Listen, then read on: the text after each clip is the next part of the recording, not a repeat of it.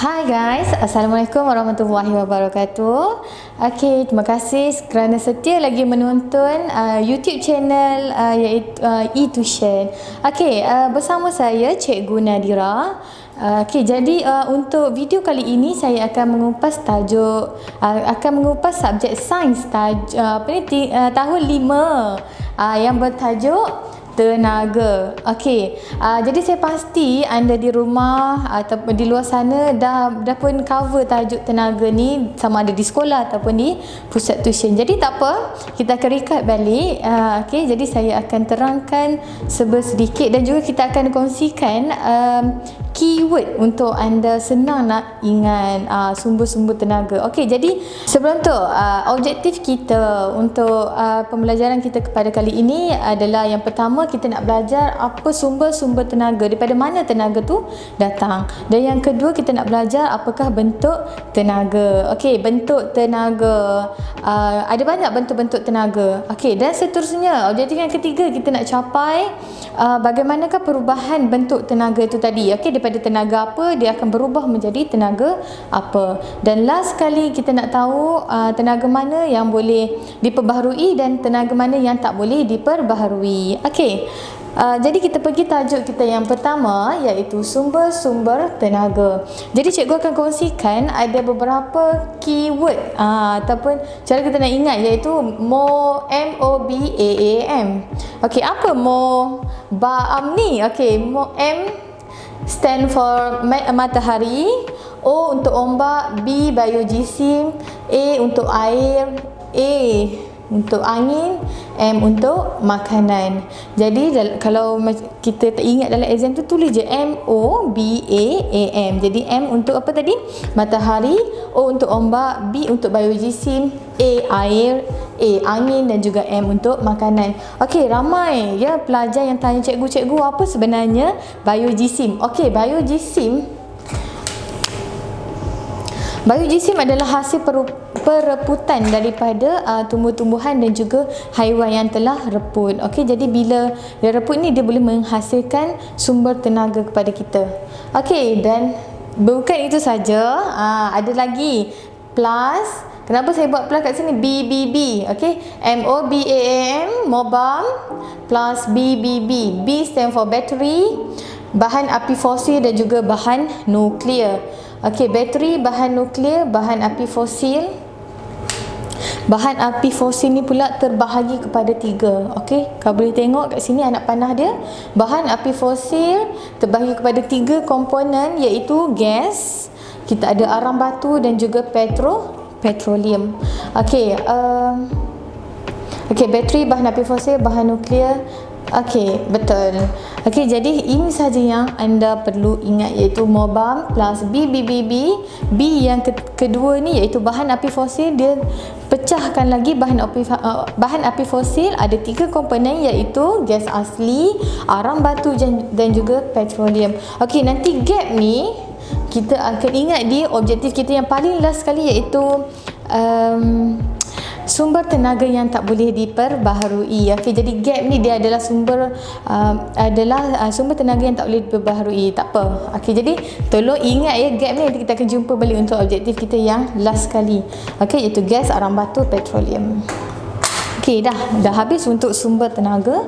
Kita pergi pula kepada bentuk-bentuk tenaga. Okey, bentuk tenaga yang pertama iaitu tenaga haba. Sama tak dengan tenaga daripada matahari? Ramai yang confuse tenaga haba dengan tenaga suria. Sebenarnya tak sama. Tenaga haba hanya dibebaskan oleh objek yang panas, tenaga yang memberi kepanasan. Okey, dia tak bagi cahaya pun. Okey, bagi kepanasan sahaja. Okey, seterusnya tenaga cahaya. Ini juga selalu orang confuse tenaga cahaya dengan suria. Okey, tenaga cahaya dihasilkan daripada elektrik, suria dan kimia.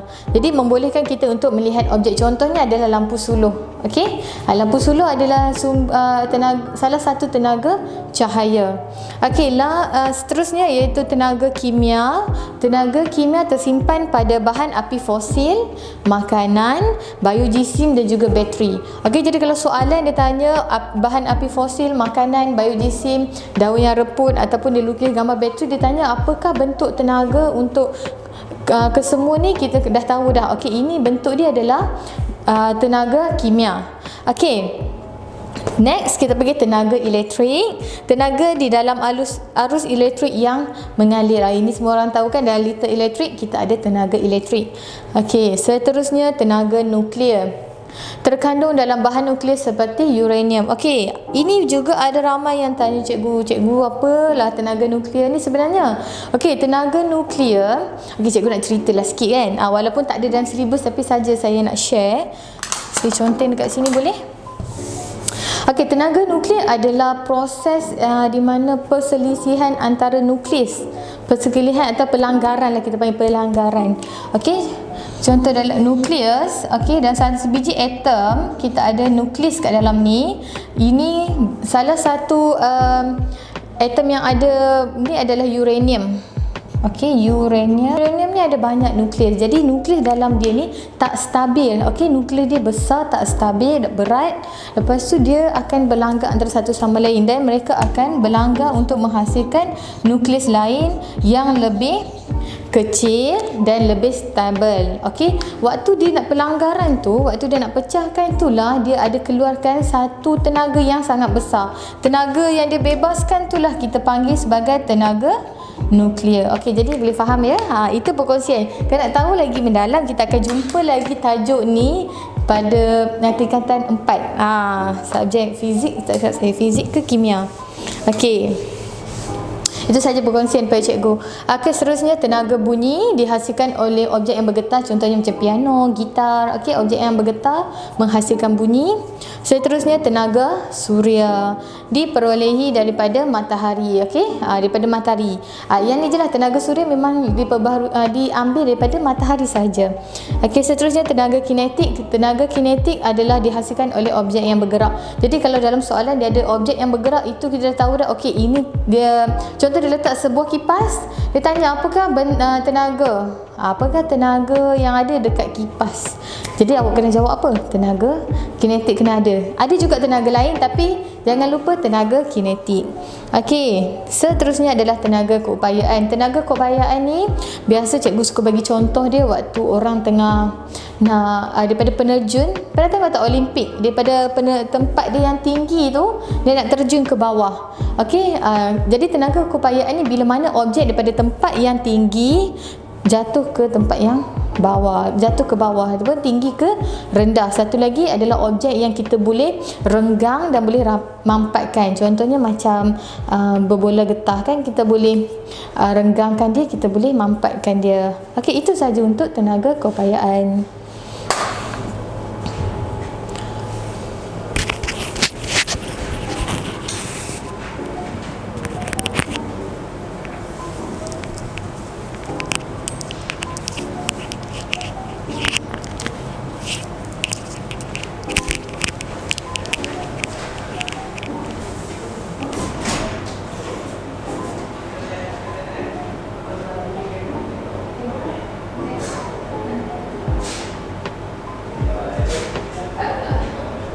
Okey.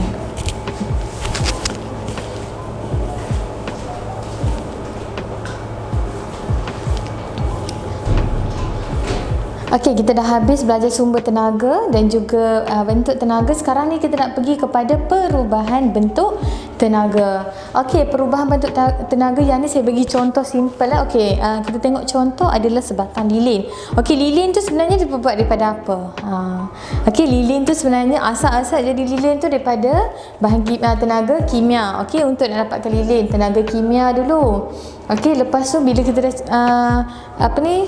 panggil cucu api, letak api, dah jadi dia akan menyala. Bila dia menyala, dia terus panas ke? Belum lagi, tapi dia keluarkan cahaya dulu. Bila keluarkan cahaya, terus keluarkan haba, terasa panas kat lilin tu. Okey, seterusnya tenaga suria. Ni pernah tengok tak yang ni? Kita panggil sebagai panel suria, yang dia ada di atas bumbung. Okey, duduk sini dia untuk nak memerangkap cahaya matahari. Okey, yang ni biasanya kat negara luar banyak guna yang ni. Okey, instead of dia guna tenaga elektrik, dia orang guna tenaga suria. Ambil tenaga daripada cahaya matahari, serap, lepas tu terus jadi tenaga elektrik. Okey. Seterusnya iaitu kipas. Yang ni yang cikgu cakap tadi, sebuah kipas sebenarnya dia ada tenaga elektrik. Bila dah arus elektrik dah datang pada kipas tu, dah mengalir dalam kipas, dia pun berpusing. Okey, bila dia berpusing tu kita panggil sebagai tenaga kinetik. Okey, bila bergerak, ada pergerakan untuk objek tu, dia ada tenaga kinetik. Okey, yang ni lebih kompleks. Okey, dia ada banyak kali perubahan tenaga dia. Okey, kita tengok satu-satu. Dia lebih kepada aktiviti lah yang ni. Okey, semasa terjun dari papan terjun. Okey, iaitu penerjun daripada tempat yang tinggi, cikgu cerita tadi.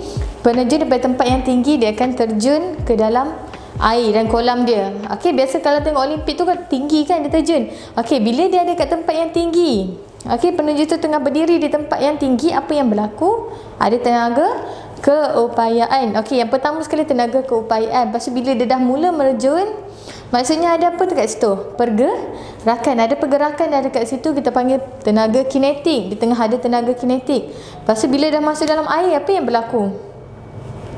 Okey, betul. Bila dah masuk dalam air, yang pertama sekali berlaku adalah bunyi. Okey, dia menghasilkan tenaga bunyi. Dia bunyi percikan air. Psh, kan?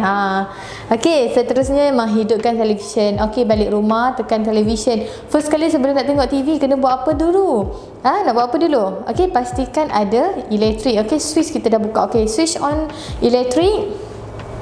Lepas tu kita tengok, tunggu sekejap. Okey, dah ada elektrik yang datang. Lepas tu apa yang keluar dulu? Dia keluar bunyi dulu ke cahaya? Kan? Jadi dia keluar cahaya dan juga bunyi. Okey, jadi yang ni pastikan letak tambah. Maksudnya dia keluar serentak lah, bukannya dia keluar cahaya dulu lambat baru keluar bunyi. Jadi dia letak tambah kat sini, maksudnya serentak lah dia keluar cahaya dan juga bunyi. Okey, seterusnya iaitu waktu kita nak menyalakan api. Okey, ambil mancis, nyalakan api. Mancis tadi tu apa? Tenaga kimia. Sama macam lilin tadi. Bila dah ada tenaga kimia, dia jadi tenaga haba dan juga tenaga cahaya. Okey, api tadi tu dah panas, lepas tu dia cahaya.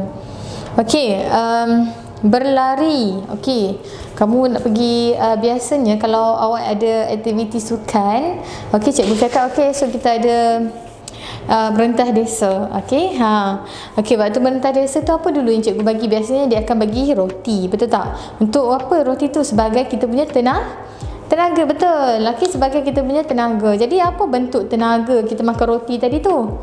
Okey, kita belajar tadi apa? Makanan adalah bentuk tenaga kimia. Okey, bila makanan yang kita makan tu adalah bentuk tenaga kimia. Ni. Lepas tu kita pun berlari. Bila berlari tu ada pergerakan, situlah kita panggil tenaga kinetik. Next, lampu suluh. Okey, pergi kedai RM2 beli torchlight. Lepas tu kena ada apa? Beli torchlight saja, kena ada apa kat dalam tu? Betul, kena beli bateri ataupun kita panggil sel kering. Masukkan bateri dulu kat dalam tu. Jadi bateri tadi adalah contoh kepada bentuk tenaga apa? Bentuk kepada tenaga kimia. Okey, bateri, makanan, biogesim, semua tu bentuk tenaga kimia. Okey, bila kita dah masukkan bateri, dah ada arus elektrik. Okey, sebab tu dia jadi daripada bateri tadi jadi arus elektrik. Lepas tu haba dan juga cahaya. Lampu suluh panas tak? Panas juga lampu suluh. Kan? Okey, dia ada cahaya dan juga haba. Okey, next, kenderaan bergerak. Okey, ayah awak nak keluar pergi Ipoh esok. Apa dulu yang dia kena pastikan, apa dulu kat kereta tu? Kena pastikan cukup makan lah kereta kita, betul tak? Makanan dia apa dia tadi? Petroleum. Okey, jadi petroleum adalah salah satu contoh kepada bentuk tenaga kimia. Banyak tenaga kimia ni. Okey, petroleum. Lepas tu bila dah isi minyak dah penuh, barulah melangkah laju, kan? Tenaga kinetik. Kereta kita boleh pecut macam F1 tu. Sebabnya kita dah bagi dia makan banyak dah tadi. Bagi makan minyak petrol, iaitu dalam bentuk tenaga kimia. Okey, last but not least, semasa fotosintesis juga tumbuhan juga perlukan tenaga. Okey, iaitu tenaga apa? Tumbuhan perlukan tenaga apa? Waktu dia nak buat makanan sendiri, tumbuhan perlukan cahaya matahari, iaitu daripada matahari dalam bentuk tenaga cahaya. Okey, tumbuhan dapat dah cahaya, dia serap cahaya. Lepas tu proses fotosintesis, dia Tenaga kimia. Kenapa tenaga kimia? Kan tadi kita cakap tumbuhan buat makanan dia sendiri, betul tak? Makanan kepada tumbuhan tadi adalah kanji. Kanji dalam bentuk makanan, kan kita dah belajar kalau bentuk makanan maksud dia bentuk dia adalah tenaga kimia. Okey, tolong ingat yang ni. Simple je. Okey, jadi kena fahamlah daripada apa jadi apa. Okey. Dah habis untuk perubahan bentuk tenaga. Okey, perubahan bentuk tenaga, dia akan berubah daripada daripada tenaga ni berubah ke tenaga sana. Okey, sama ada kita yang mengubah dia ataupun dia naturally berubah. Okey. Untuk tumbuhan, haiwan yang tertanam bawah tanah, kita kena tunggu dia sampai 650 untuk nak dapatkan hasil-hasil ni. Okey, macam petroleum kan, yang orang pergi sedut di tengah-tengah lautan tu, mengambil masa yang lama. Okey, untuk kita nak dapatkan minyaknya tu. Okey, jadi tenaga ni tak boleh diperbaharui. Okey, itu saja untuk tajuk kita, tajuk tenaga. Jadi kesimpulannya, cikgu harap semua orang dapat tahulah key point kita, sumber tenaga, ya, key point kita yang tadi. Lepas tu apakah bentuk tenaga kita, sumber bentuk tenaga kita, lepas tu perubahan bentuk tenaga daripada apa jadi apa. Apa itu tenaga keupayaan. Okey, kena ingat yang tu. Lepas tu tenaga yang boleh diperbaharui dan juga tenaga yang tidak boleh diperbaharui. Okey, jadi untuk anda yang di rumah, cikgu ada sedikit homework. Tolong cikgu nak minta tolong listkan tolong listkanlah dalam kertas ke buku buku kosong ke, listkan tenaga yang tidak boleh diperbaharui. Okey, tu listkan ada berapa tenaga yang tak boleh diperbaharui dan juga tenaga yang boleh diperbaharui, dan juga cikgu nak kamu listkan 3 perubahan, sekurang-kurangnya 3 lah. Okey, kalau nak lebih pun boleh. Sekurang-kurangnya 3 perubahan bentuk tenaga. Okey, jadi sebagai ulang kaji dekat rumah, dah lepas tengok video cikgu ni, last kali cuba tuliskan. Okey, saya rasa yang saya belajar tadi perubahan bentuk tenaga ada 3 apa? Pilih 3. Cikgu cerita tadi banyak kan? Okey, jadi pilih 3 je, senaraikan, dan juga tenaga yang tak boleh diperbaharui dan boleh diperbaharui. Okey, sekian itu sahaja. Terima kasih kerana setia menonton video daripada cikgu, dan jangan lupa untuk subscribe YouTube channel eTution, dan juga follow Instagram Pusat Tuition Malaya, dan juga boleh login ke website eTution. Okey, banyak video kat situ. Okey, boleh tengok. Selain pada sains ada juga subjek lain, bahasa Inggeris, sejarah. Okey, boleh dapat daripada sana, free saja. Okey, jangan lupa subscribe video ni. Okey, sekian itu saja. Stay safe dan jangan lupa ulang kaji. Bye. Assalamualaikum.